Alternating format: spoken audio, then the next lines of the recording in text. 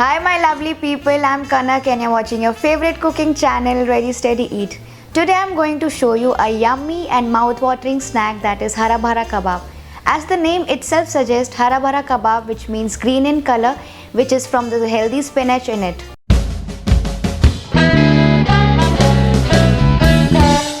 First up, I'm going to take all my boiled potatoes in a container and again mash it a little nicely with the help of the hands so that they are smooth enough. Now to this I'm going to add my spinach, which is pureed, and then I'm going to add the green peas to it, and then green chilies, ginger garlic paste and some fresh coriander. Mix it nicely with the help of your hands so that all the things are nicely mixed with each other. Once this is done, now it's the time to add salt, red chili powder, cumin powder, chaat masala, and then cornstarch and the bread crumbs finally. Now mix it nicely with the help of the hands so that all the things are nicely mixed and comes to a smooth dough consistency. To this, if you want, you can also add some grated paneer or grated cheese for your special guest. Now once my dough is ready, now I'm going to take 2 teaspoonful or around a tablespoonful of portion in my hand, and you can grease your hands with some oil. I'm going to make small patties out of it. If you want, you can make round shape, and if you want, you can also make oval shape.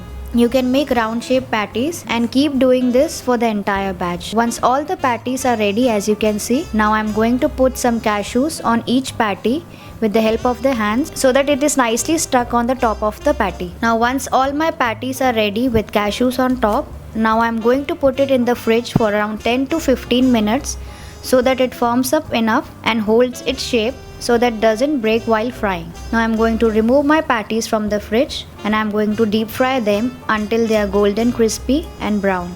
And my lovely Hara Bhara Kababs are ready. As you can see, they look perfectly green and with some cashew on top, they look quite impressive. So do try it for your guests. I'm sure they will love it. Do try it and let me know how it turned out in the comment section below.